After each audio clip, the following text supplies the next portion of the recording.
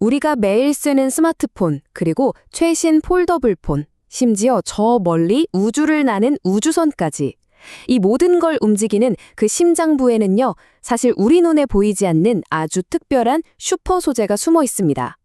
오늘은 바로 이 첨단 기술의 숨은 주인공에 대해 한번 제대로 파헤쳐 보려고 합니다. 네, 스마트폰과 우주선. 전혀 상관없어 보이는 이 둘을 연결하는 공통분모. 그 정답이 바로 눈에 보이지 않는 슈퍼 소재라는 거죠. 자, 그럼 지금부터 이 소재가 도대체 뭐고 앞으로 얼마나 대단해질지 같이 한번 알아보시죠. 그렇다면 이 미스터리한 슈퍼 소재의 정체, 과연 뭘까요? 네, 첫 번째 파트에서 그 정체를 바로 공개합니다. 그 정체는 바로 폴리이미드, 줄여서 보통 PI라고 부릅니다.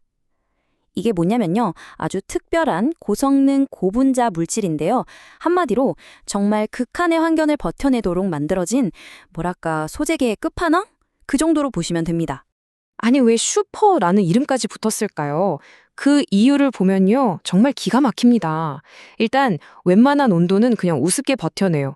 영하의 극저온부터 섭씨 400도가 넘는 불지옥 같은 고열까지요.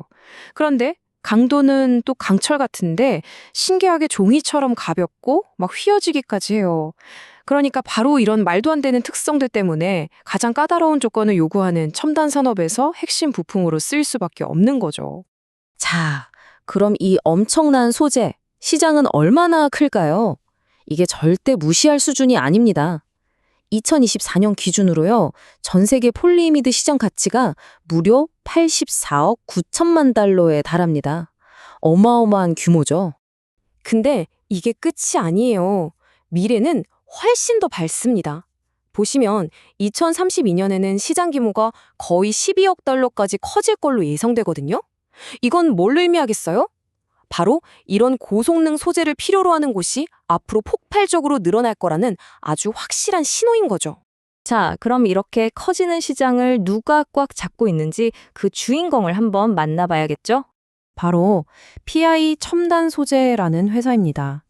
이 회사가 정말 대단한 게 독보적인 기술력 하나로 2014년부터 지금까지, 그러니까 10년이 넘는 시간 동안 전 세계 PI 필름 시장에서 부동의 1위 자리를 지키고 있어요. 이 회사가 돈을 어떻게 버는지 그 구조를 들여다보면 되게 재밌습니다. 가장 큰 비중을 차지하는 게 바로 FPCB용 필름인데요. 이게 전체 매출의 거의 절반 가까운 46%를 차지해요. FPCB가 뭐냐면 우리 스마트폰 안에 들어가는 얇고 휘어지는 회로 기판 있잖아요. 바로 그거죠. 그리고 그 다음이 이제 기기에서 나는 열을 식혀주는 방열 시트, 또 다른 첨단 산업용 소재들이고요. 딱 보면 아시겠지만 IT 기기 쪽의 사업이 확실하게 집중되어 있는 모델입니다. 근데 여러분, 1등이라고 해서 항상 꽃길만 걷는 건 아니잖아요. 지금 이 회사도 마찬가지입니다. 아주 큰 기회와 또 만만치 않은 도전, 이 두 가지 상황을 동시에 마주하고 있어요. 사실 작년 말이 좀 힘들었어요. 여러 가지 안 좋은 일들이 한꺼번에 터졌거든요. 일단 관세 문제도 있었고 전 세계적으로 전기차 시장이 좀 주춤했잖아요. 거기다가 주요 고객사들이 재고를 줄이면서 실적이 좀 안 좋겠구나 하는 전망이 많았죠. 특히 제일 중요한 스마트폰 시장 상황이 정말 흥미로운데요. 완전히 극과 극입니다. 자, 먼저 북미 시장을 보면요, 분위기가 아주 좋아요. 요즘 폴더블 폰처럼 화면 접고 펴는 폰들 많이 쓰시잖아요. 이런 폰들은 더 얇고 복잡하게 만들어야 하니까 튼튼하면서도 잘 휘어지는 바로 이 고성능 PI 필름이 엄청나게 필요한 거죠. 그래서 수요가 막 늘고 있어요. 그런데 중국은 분위기가 완전 달라요. 스마트폰의 핵심 부품인 메모리 반도체 가격이 오르니까 스마트폰 만드는 회사들이 이거 너무 비싸다 하면서 원가 부담을 느끼는 거예요. 그러다 보니까 아예 스마트폰 생산 자체를 줄일 수도 있다는 걱정이 나오면서 당연히 PI 필름 수요에도 빨간불이 켜진 거죠. 자, 그런데요, 진짜 반전은 여기서부터입니다. 이렇게 다들 힘들 거라고 예상했는데 웬걸요? 가장 최근 분기 실적이 모두의 예상을 완전히 뒤엎어버렸습니다.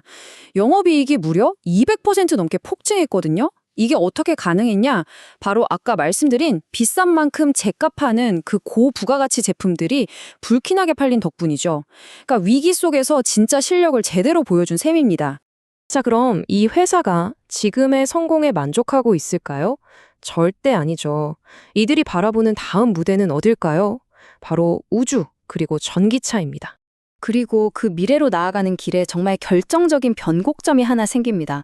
바로 2023년 12월에 프랑스의 세계적인 특수화학 기업이죠. 아케마가 이 PI 첨단 소재를 인수한 겁니다.